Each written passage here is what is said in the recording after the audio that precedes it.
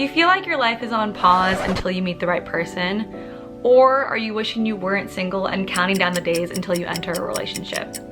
Well, what if I told you that your single era has the potential to be one of the most powerful and exciting chapters of your life? Today, I'm gonna talk about how you can embrace, love, and make the most of your single era, because guess what?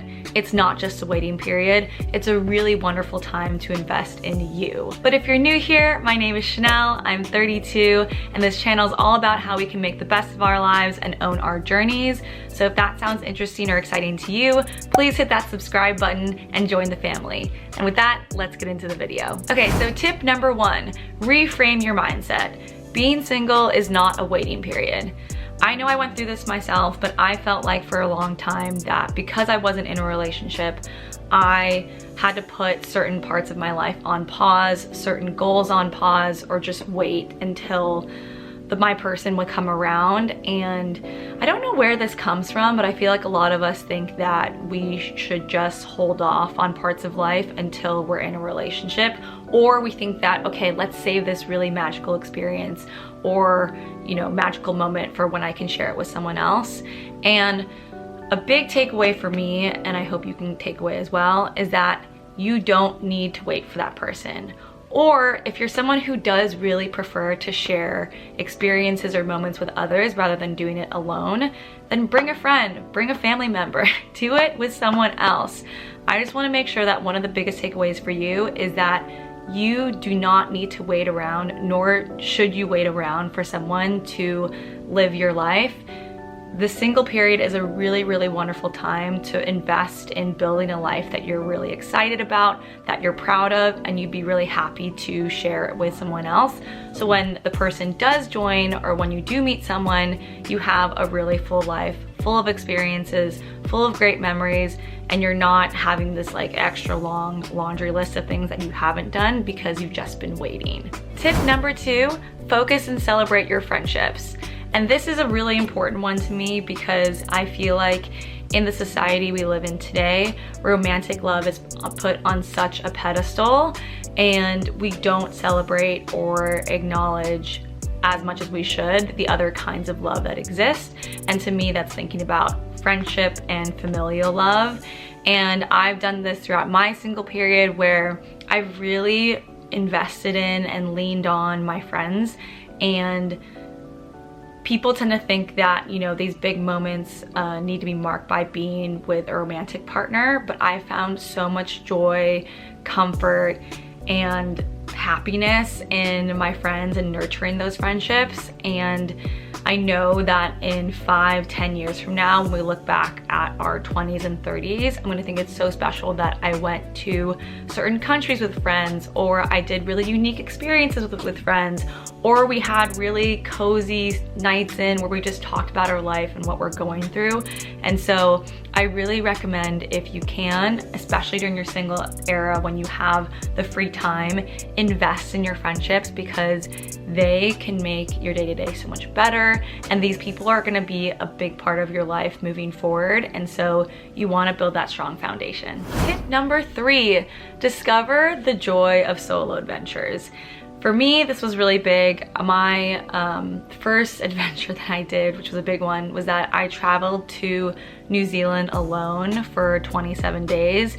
And I personally really wanted to do this because I wanted to see, could I handle a trip on my own, meet new people, what would that be like? And it was one of the most life-changing trips that I've ever taken. And so that's a big example, but you can try things like go to the movies alone, go to a restaurant alone, go take a class alone. Just try doing things on your own and find comfort in your own company, and take the time to get to know yourself, because there's gonna come a time in your life when you're in a relationship, or you might have kids, or you're always surrounded by friends or family, and you're really seeking solace and alone time. And so your single era is so special because you have such freedom in choosing your own schedule and doing what you want to do.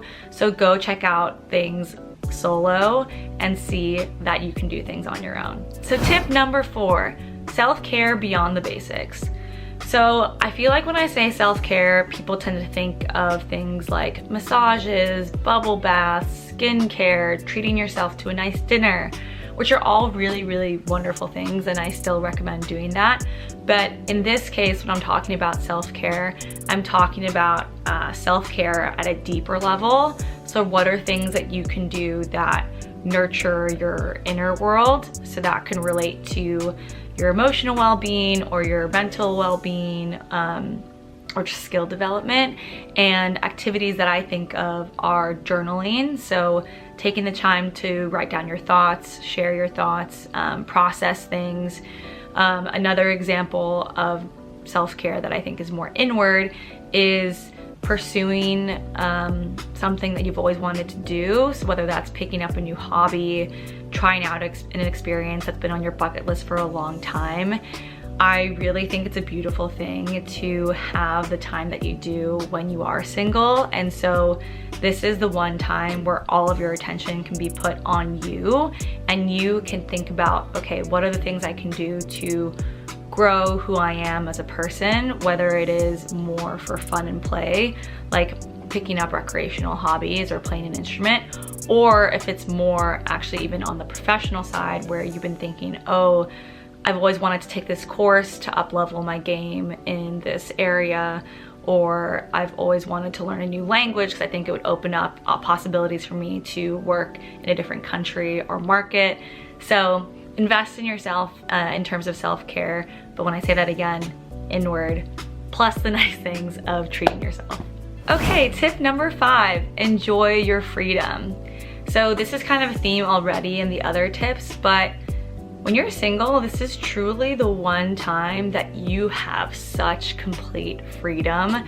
You do not have to make any compromises. You don't have anyone to answer to but yourself in the best of ways. And when you're in a relationship, obviously there's a lot of compromise, and that's natural and a healthy aspect of being in a relationship. When you're single, you fully can decide how you want to spend your time. What do you want to do on the weekday? What do you want to do on a weeknight? What do you want to do on the weekend? It's all on your own accord, and I think that's a really special and beautiful thing. And especially for people who, you know, are thinking about having kids in the future. Once you have kids, all of your attention, all of your time is going to go towards your family, and your own needs are going to be put somewhat on the back burner or be second or third place behind your children or you know, family priorities. So take advantage of your freedom. Do what you want to do. Go on spontaneous trips. Wear whatever you want to wear. I mean, not that when you're in a relationship you can't wear what you want to wear. I'm just thinking of all the ways you can play with what you yourself want to experiment with, and I really recommend relishing the freedom because it's something that I've heard from others is more precious and something that's really specific to being in your single time. So love your freedom. And my last tip, which isn't really a tip, it's more of a reminder, is that you are enough. And actually you are more than enough. You are not defined by your relationship status. And something that I really dislike when people say, as a single person, and when I hear it from others, it bothers me. People like to give the advice to single people saying that once you love yourself, that's when you'll meet the person. And it makes it sound like everyone who's in a relationship loves themselves completely and has no insecurities, and then people who aren't in a relationship just don't love themselves enough. And I definitely do not believe that. I know so many incredible people who are kind and have done that inner work and really do love themselves, who just aren't in relationships. And then vice versa, people who are in relationships maybe who are still going through some things. So this is more just a reminder that a relationship status does not signify your self-worth by any means, and you are an incredible person just as you are alone and single. And so yeah, that's it. I hope these were all helpful. Please comment below which of these resonated the most with you. Were there any tips that I didn't include that you think are really important to think about loving your single era? I'd really, really love to hear from you. And that is it for today. I really wanted to create a video about how to love your single era because I definitely know there was a time when I was struggling to enjoy my singleness, and there was a lot of there's a lot of complicated emotions around it, and I hope those tips help. If you haven't already, please subscribe. I would love to have you join my small but growing family. And if I don't hear from you in the comments, I hope you have a lovely day. Okay, thanks, bye.